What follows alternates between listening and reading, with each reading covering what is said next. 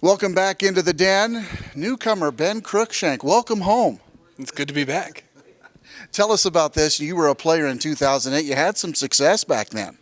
Yeah, Coach recruited me out of high school. I'm from Norris High School, and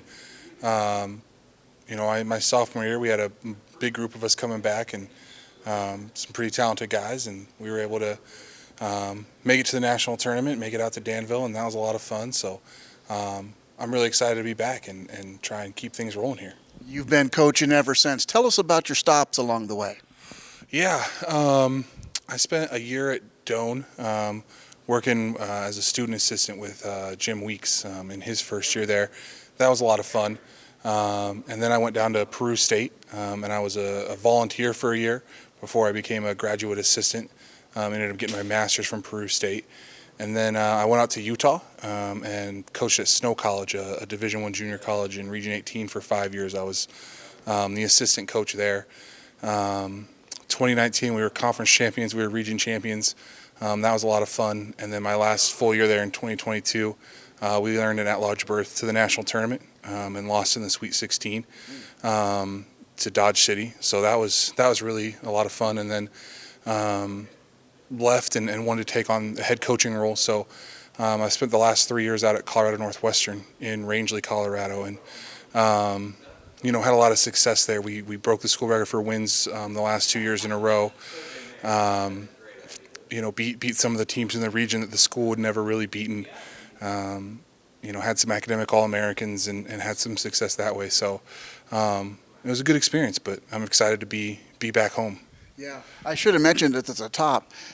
Coach Wooton will be back for his 21st season. You'll transition in, so you'll pick up next year. But it's going to be so valuable to have you here on board and really kind of somewhat taking the reins. I mean, what was the pull from Southeast to get you to come back? Yeah, I mean, it's a couple of things. Like, my whole family still lives here. Like I said, I went to Norris High School just south of Lincoln. My parents still live in that house. My sister and her boys live in Lincoln. A lot of my extended family's in Lancaster County.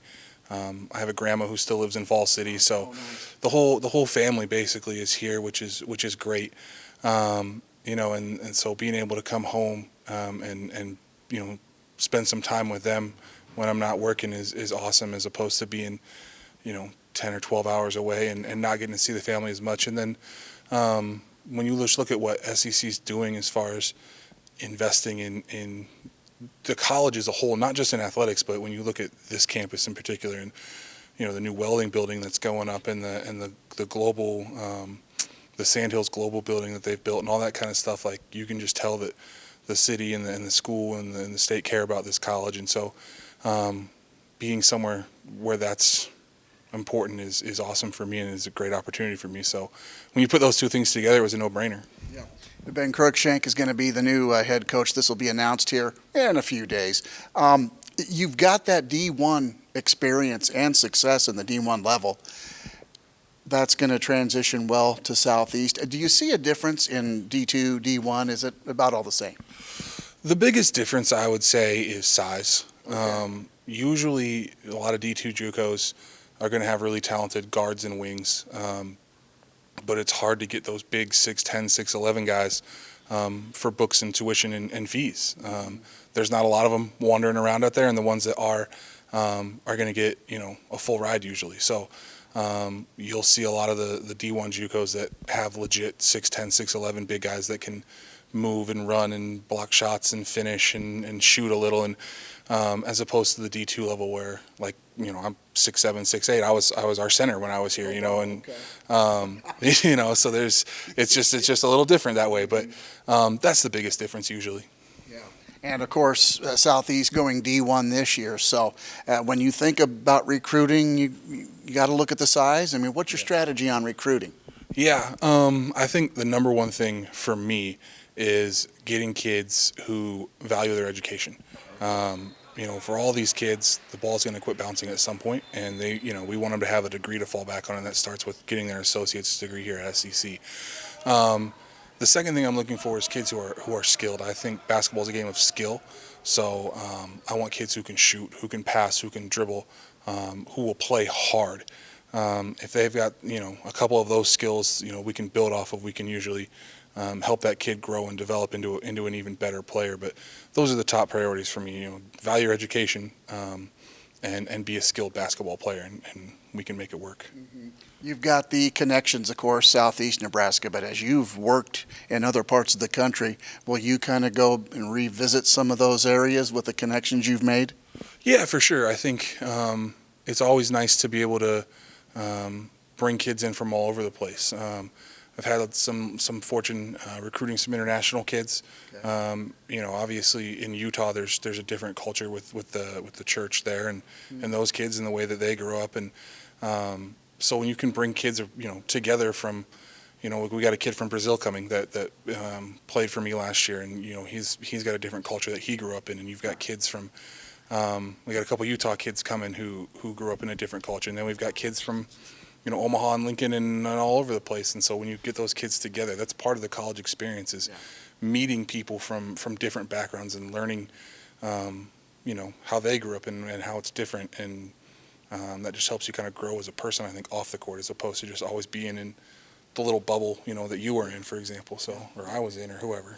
It sounds like that's a challenge for you, but it also sounds like something you embrace. That's what is good for you. Yeah, it's a lot of fun. I mean, that's what makes, or part of what makes the job fun, is bringing different groups of kids together and helping them learn to embrace each other and grow as a group. So it's definitely part of the challenge, but it's really fun, I think.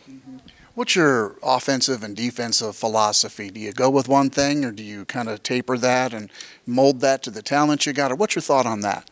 Yeah, I think one of the biggest things with junior college, and really at every level now, is you kind of rebuild your team every year. Yeah. We're fortunate this year to have some kids coming back who were on the team last year and who were talented, which will help with cohesion. But you can't, it's a cliche, but you can't take a square peg and jam it into a round hole. Mm-hmm. So every year you go out recruiting and you're trying to find kids who, are talented, and you got to make, the best use of their talents. So some years you may have a really good big and we might play through him. Yeah. Some years we may want to run a lot of dribble drive. Some years we may run a lot of pick and roll. And you just got to figure out what your group's the most talented at and what they're best at, and then put them in those places to succeed. As far as defensively, I think it's really important for kids at this level to learn how to guard. At the next level, coaches always care, can he guard, can he guard? So we'll play some zone, but we play a lot of man, because kids need that film. They need to show coaches, hey, I can guard, and I can play defense the way you want me to play defense, because it's critical at the next level. I think a lot of coaches, that's what they're looking for. That's what they sub kids in and out for. Is you're not, can you guard? Can you help us get stops? And so that's what we're trying to do here. Yeah. You talk about the ever-changing philosophy on how you coach with each team. I would imagine coming into this year, this backcourt at that summer tournament in Des Moines, they're already looking pretty sharp, and it was kind of like opening day. But I would imagine this year's team going to maybe lean on that backcourt tandem there. Yeah, I mean, they're obviously returners, so having returners is huge. They know Coach Wooton's expectations, and mine line up really well with his, and so I think that'll help us a lot. Not just the two backcourt kids, but even a couple of the wings that are coming back that I think can help us and can play. So it's, like I said, it's great to have returners that know what's going on. I mean, they went to the national tournament last year. They've had success. Yeah. So it's an incredible foundation to be able to build off of, and I'm really excited to get to work with those guys. Yeah. Coach Wooton coming off of 21 seasons here. What kind of a role did he play for you and the way he coaches? Did some of that rub off on you? Yeah, a lot of it did. Man, Coach is a really good dude. Like he really is. He cares a lot about the kids, and he wants them to be successful. He wanted me to be successful. He wanted everybody that was in his program to be successful. I don't know. I felt it like from the first day. I, was recruited by him, and sat down and really talked with him all the way through, the time I graduated. And I don't think I realized it necessarily at the time how important it was, but as I like got older and matured and looked back on it, I was like, man, like there's so many just little things that Coach was willing to do to help me, and man, I'll always be super grateful to Coach for giving me an opportunity to come and play for him and be at the time we were the Storm and be a Storm and now a Bobcat. Yeah, very good. Ben Cruickshank, the new head men's basketball coach here at SEC. He'll be with Joel Wooton this year, but man, that transition's going to be nice, going to give you a chance to really kind of get a solid foundation. I think he found the right person. He had the right situation kind of laid out already. Just needed to find that perfect piece. I think you're going to fit in nice. Yeah, I just am so, like I said, so grateful to Coach for, believing in me starting when I was a player and all the way through, gosh, it's almost 20 years later now, which is crazy, through now and giving me this opportunity. So, he's always been there for me. We've talked, several times a year, basically every year since I graduated. He's given me some really good advice, throughout my time as a player and as a coach and going through this. And for him to call me and say, "Hey, would you be interested in coming home?" It was just like, man, yeah, of course, of course. So I'm super grateful to him and his belief in me, and I'm excited to, have this season with him, and hopefully we can send him out on a high note. Yeah. I think this will be a good season. We get you into the saddle here, and things will work out here for this program. Ben Cruickshank, the new head basketball coach here at SEC. We thank you for joining us here in the Den.